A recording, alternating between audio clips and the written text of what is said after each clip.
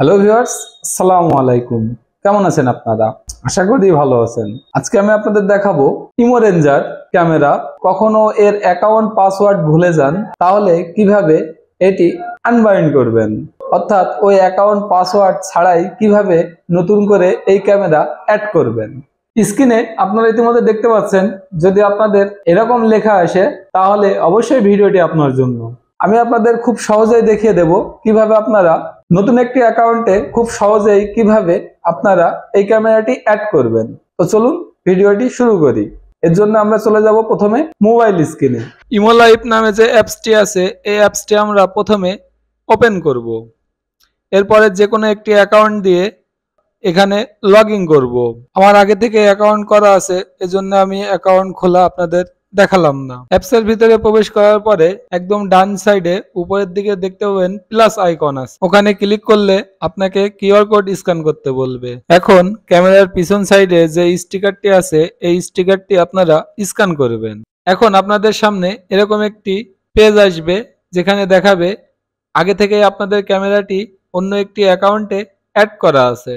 এখন একটু নিচের দিকে আসলে দেখতে পাবেন অ্যাপ্লাই টু আনলিঙ্ক লেখা আছে, এটিতে ক্লিক করবেন।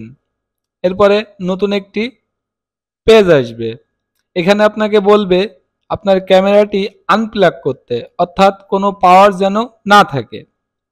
এরপর নিচের দিকে একটি খালি ঘর পাবেন, ওখানে ক্লিক করে নেক্সট করে দেবেন। এরপর নতুন একটি পেজ খুলবে, এখানে আপনাকে অথেন্টিকেশন কোড বা যাচাইকরণ কোড, এই কোডটি আপনারা একটি খাতায় সুন্দরভাবে লিখে নেবেন। লেখা শেষ হলে নিচে খালি ঘরটিতে টিক দিয়ে নেক্সট করে দিবেন।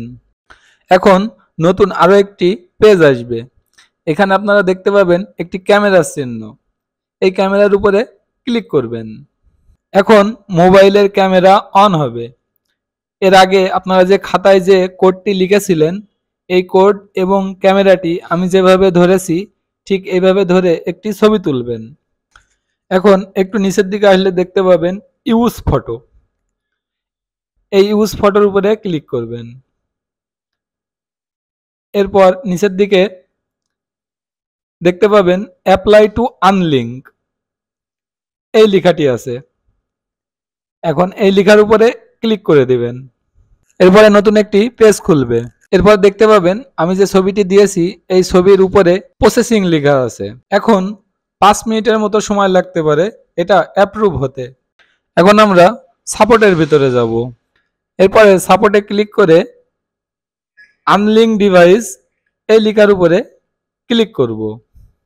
এখন আপনারা দেখতে পাবেন যে আমরা যে ছবিটি তুলেছি, এই ছবিটি অ্যাপ্রুভ লেখা দেখাচ্ছে। তার মানে এখন আমাদের ক্যামেরাটি সম্পূর্ণভাবে প্রস্তুত নতুন কোনো অ্যাকাউন্টে অ্যাড হওয়ার জন্য। এখন আমরা একদম হোম স্ক্রিনে চলে আসব। এসে যে প্লাস আইকন আছে, এই প্লাস আইকন দিয়ে কিউআর কোড স্ক্যান করে দেখব যে আমাদের ক্যামেরাটি আনবাইন্ড হয়েছে কিনা। তো দেখতেই পাচ্ছেন এই ক্যামেরাটি অ্যাড করা যাচ্ছে, অর্থাৎ আগে সেই সমস্যা এখন আর নাই। ভিডিওটি কেমন লাগলো অবশ্যই কমেন্ট বক্সে জানিয়ে যাবেন। আর ভিডিওটি যদি আপনাদের কোনো উপকারে আসে অবশ্যই আমার চ্যানেলটি সাবস্ক্রাইব করবেন এবং পাশে থাকা বেল আইকনটি বাজিয়ে দেবেন। ধন্যবাদ সবাই, ভালো থাকবেন, সুস্থ থাকবেন।